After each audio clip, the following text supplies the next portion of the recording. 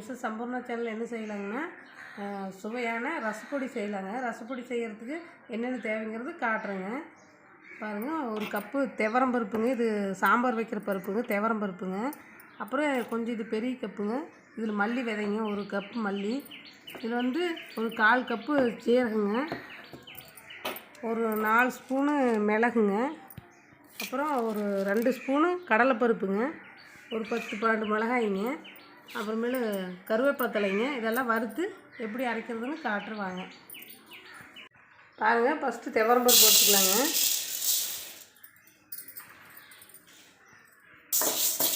பாருங்கள், துவரம் பருப்பு நல்லா சிவக்கிற அளவுக்கு வறுத்துக்கணுங்க. அப்போ தான் நல்லா டேஸ்ட்டாக இருக்குது. எண்ணெய் ஊற்றக்கூடாதுங்க. நல்லா வெறுந்தடி வச்சு நல்லா முறுமுறுன்னு நல்லா பொன்னிறமாக ஓரளவுக்கு வறுத்துக்கலாங்க. பாருங்கள், நல்லா இந்த அளவுக்கு செவந்துக்கணுங்க. இதுதாங்க பதம். எடுத்துடலாங்க. இனிமேல் அடுத்தது 2 ஸ்பூன் கடலைப்பருப்பு வறுத்துக்கலாங்க.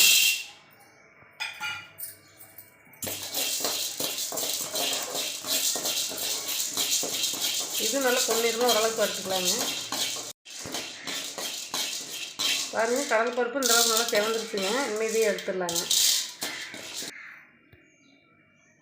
பாருங்கள், ஒரு கப்பு கொத்தமல்லி கொட்டிக்கலாங்க. இது லேசாக சூடான போதுங்க. பொரிஞ்சு லைட்டாக சூடான போதுங்க. கை பொறுக்கிற அளவுக்கு சூடாகணுங்க.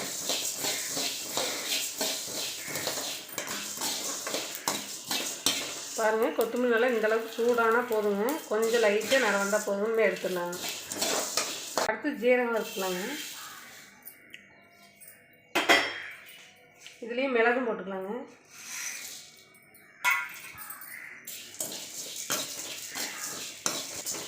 பாருங்கள், இது லேசாக அப்படியே வறுத்தோம்னா போதுங்க. சூடாக ஓரளவுக்கு லேசாக வறுத்த போதுங்க. நம்ம கறி கொடுக்காதுங்க.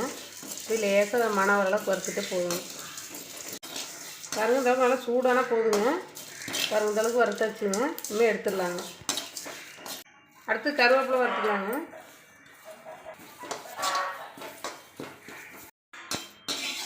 பாருங்கள், கருவேப்பிலை இந்த அளவுக்கு ஆயிடுச்சுங்க. இதையும் எடுத்துட்டாங்க. நல்லா மொறுமொறுன்னு ஆயிடுச்சுங்க. கொஞ்சம் நல்லா ஆறும்போது நல்லா மொறுமொறுன்னு ஆயிடுங்க. 1 ஸ்பூன் வெந்தயம் வறுத்துக்கலாங்க. மணத்துக்குங்க. 1 ஸ்பூன் வறுத்த போதுங்க.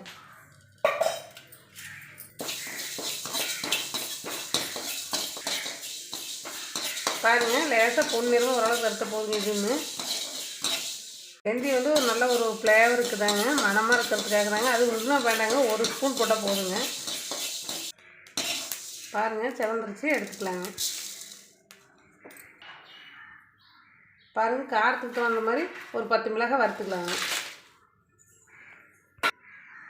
2 உப்பு போட்டுக்கலாங்க. அப்போ தான் நெடி ஏறாமல் இருக்குங்க.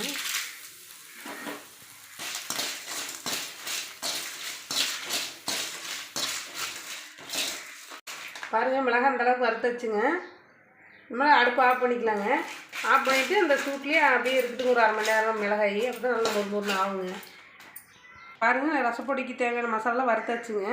கொஞ்சம் நல்லா ஒரு 1/2 மணி நேரம் ஆட்டு. அதுக்கப்புறம் மிக்சியில் போட்டு அரைச்சிக்கலாங்க. அதுக்கு முன்னாடி அரைக்கும்போது 2 ஸ்பூனு மஞ்சத்தூள் 1 ஸ்பூன் போட்டுக்கலாங்க.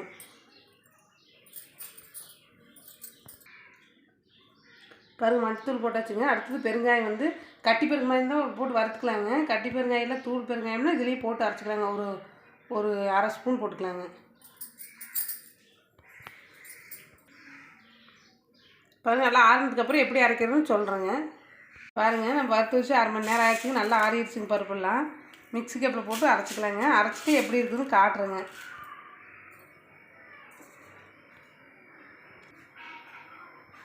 ஃபஸ்ட்டு மிளகாயெல்லாம் போட்டுக்கலாங்க. அதுக்கப்புறம் கடலைப்பருப்பு எல்லாமே போட்டுக்கலாங்க. ஒன்றா போட்டு அரைச்சிக்கலாங்க. பாருங்கள், நம்ம வறுத்து வச்சதெல்லாம் பாதி போட்டுக்கிறேங்க. உண்டுனா இருக்குதுங்க. அதெல்லாம் 2 டைம் அரைச்சிக்கலாங்க. நீங்கள் கடையில் கொடுத்து அரைக்க வேண்டிய எல்லாம் ஒன்றா போட்டு அரைச்சிக்கலாங்க. மிக்ஸிக்கு அப்போ பிடிக்காதுங்கனால 2 டைம் அரைக்கிறேங்க. பாருங்கள், சுவையான ரசப்பொடி ரெடி ஆயிடுச்சுங்க. நான் சொன்ன மாதிரியே அரைங்க. அரைச்சி இது 1 மாதத்துக்கு கூட ஒரு டப்பாவில் ஸ்டோர் பண்ணி வச்சுக்கிறாங்க. பாருங்கள், 1 லிட்டர் ரசம் வைக்கிற அப்படின்னா இதில் 1 ஸ்பூன் போடுங்க போதும். பாருங்கள், புளிக்குழம்பு வச்சாலும் போடலாங்க. வெந்தய குழம்பு, புளிக்குழம்பு, வெண்டைக்காய் புளிக்குழம்பு இது எல்லாத்துக்குமே 1 ஸ்பூன் போட்டாங்க. நல்லா மணமாக இருக்குங்க. ரசத்துக்கு மெயினாக போடலாங்க. இது ரசத்துக்கான பொடிங்க. பாருங்கள், ரசம் பிடிக்காதே கூட ரசம் வாங்கி சாப்பிடுவாங்க. இதில் 1 ஸ்பூன் போட்டு ரசம் வச்சிட்டிங்கன்னா வீடே மணக்குங்க. நல்ல மணமாக இருக்குங்க.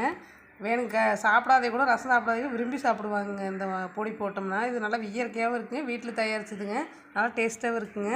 இது மாதிரி நீங்களும் செஞ்சு பாருங்கள். செஞ்சு பார்த்துட்டு டேஸ்ட் எப்படி இருக்குதுன்னு கமெண்டில் சொல்லுங்கள்.